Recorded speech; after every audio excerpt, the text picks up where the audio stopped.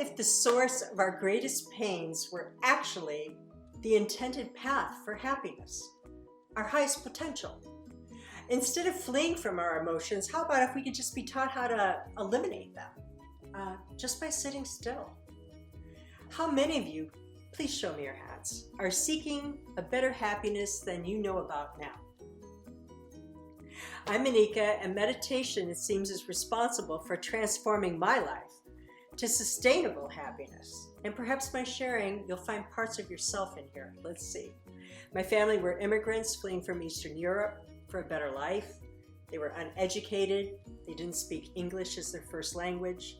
They were very courageous and resourceful. So they immediately got jobs. They learned English, the Pledge of Allegiance. They became citizens. I was born here, and I'm the oldest of four. I'm the oldest grandchild. And I learned young their hard work ethic by working weekends at 13 in my grandfather's deli and caring for the house and my siblings while my parents worked. I was instructed to be seen and not heard. And when I used my voice contrary to them, I was threatened with physical and emotional assaults. I did not know how to handle this. So I began to have chronic sore throats from keeping my voice quiet, bedwetting in my sleep, gained weight, anxiety attacks from breathing too fast, planned and did run away if even for a weekend at a time. I planned my suicide. I used pot. I found it was a temporary block from my nightmares and pain. And around 15, I read in a book about changing my anxieties through what they called meditation breath work, and I thought, wow, could this work? I taught myself this, and it helped. I learned yoga. I decided to be a vegetarian. My parents directed me immediately to take my vegetarian food out of their fridge and place it in an ungrounded and abandoned fridge in the basement. They called it my refrigerator. I learned about electrical shock until I got the technique of lassoing the metal handle with a towel to get my food. Have any of you ever had the feeling that your family just didn't understand you, or you were perhaps switched at birth? I was emotionally numb. I was confused. Yet I loved them in spite of their behavior. But instead of college at FIT New York, as I had planned for my design career, one weekend they asked me to come into the family room to talk, and they announced to me, you're getting old. It's time that you get married, and we've chosen a man for you. When I said no, they stated, okay, then go upstairs, pack your bags, move out. You're not part of this family. So out of fear of losing them, their love, I thought I could not live without, I went through with it. Happiness could be marriage, right? A year later, we got married, and following the wedding, my husband announces we're moving to Arizona. It was a surprise to me as well. My parents voiced their anger, of course, towards this and towards me. I thought, man, I can never do anything right with them. I got a job. I joined the women's soccer league out here to work out. I fell in love with the beauty and adventures here. I began to love my husband. We bought houses, had 2 beautiful children together. But naive as I was, I didn't realize he was having relationships on the side, mostly with strippers. So in a nutshell, I did what I thought was happiness. I divorced and married again in happiness. I created a business to stay at home with my children so I could raise them. I did it in the fashion and hot glass for the special event industry.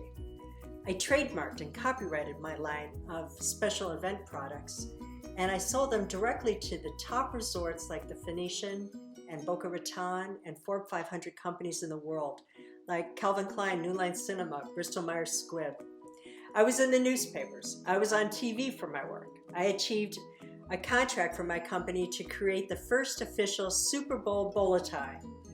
When the Super Bowl was coming to Arizona, I just called it the NFL. I had many spurts of happiness, but nothing was sustainable. 2 marriages, 2 divorces, buying lots of stuff and homes, private schools for my children.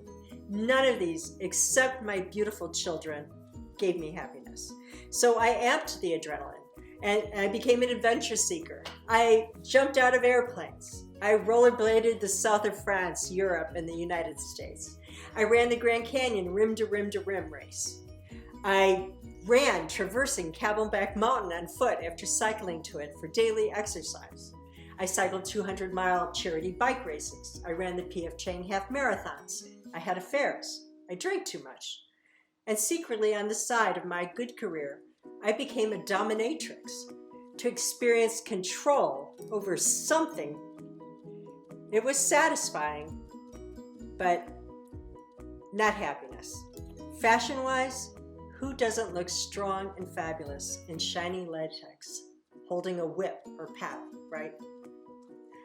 So now in the midst of this chaotic life, I am sitting at the stoplight in weekday traffic at 9 a.m. in the morning, and a texting girl, driving unaware of how fast and close she was to us, she crashes into the car behind me at 45 miles an hour. It became a domino effect of 6 cars, 6 drivers, all of us having to get neck braced and taken off in ambulances for MRI and CAT scans. This incident changed my healthy life and what was to that point my exceptional career. She gifted me, you see, with a traumatic brain injury. Oh boy. Some of which includes a lifetime of headaches, narcolepsy, wearing diapers, extreme anxiety and depression, and Tourette-like symptoms, to name a few. People did not want to be around me, and I sure did not want to be around them. My prognosis and antidote was prescribed lithium and Provigil, unable to drive because I'd fall asleep, isolation, crying all day long for not being able to find things like my keys or wallet, psychologists, and years of therapy, to name a few. So the aha moment, this changed life was not me. That was it. I had it. I had to do something different. There had to be more. So I announced to my neurologist, I'm stopping the drugs cold turkey. I need an alternative. He didn't believe me, nor did he agree with it. So he fired me as a patient. I didn't even know doctors could do that. What then came to my mind perfectly was this vision. Not something like you see in a tortilla or a show of rainbow lights, but I recalled a Tibetan Buddhist monk I met years before in Scottsdale when, between family and career, I drop in for an occasional yoga class or meditation. And I recall him talking about you could retrain your brain or you could shift your thinking. And wow, I wanted a new brain. But retraining, was that even possible? No longer in Scottsdale. He had a temple, and I found many friends from those past years that were still studying and meditating with him in North Phoenix. It was deja vu. It was a step back in time. Zachoche Rinpoche and 2 other dear geisha monks were here in Arizona because His Holiness, the Dalai Lama, chose them. I began meditating every day they were open, from the first class of yoga to an hour guided meditation to an hour teaching. The progress was not immediate. There's still some issues I have to deal with, but it gained momentum. Day by day, week by week, I was shifting change of happiness in my life. I live without pain. I enjoy happiness every single day. I take no drugs. I study the middle way teachings, which seem logical and simply a practical way of dealing. It's emotional intelligence. Now I can identify the difficult emotions when they arise, and I don't react. I have the power to actually forgive those I've been holding on to in anger. I can reframe and shift my once negative experiences into positive. And I've returned to long-distance cycling, 80 miles a week, Garmined up, kayaking, friendships, and fun again. Thank you for crashing into me. Meditation over self-medication is the path of happiness. And yes, you can retrain your brain. Ooh la la. Contact my meditation and whole food plant-based business practice called Pound Monkey Mind Middle Way Meditation on Instagram. Have a wonderful day and an exceptional life. Love you.